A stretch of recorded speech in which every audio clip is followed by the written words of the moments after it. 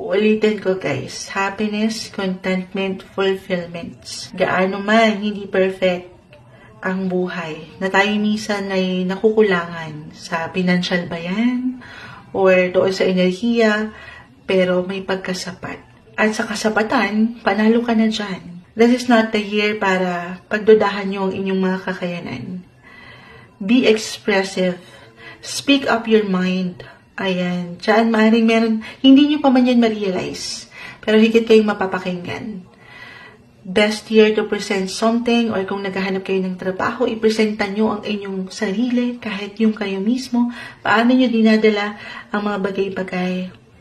Nang syempre pa, you have to stay balanced nang walang pagkasobra. Okay? Walang pagkasobra or pagkakulang. The shadow side is here. This one is in reverse, guys. Ito yung naiiwan ko na baka masyado tayong nasasobrahan naman.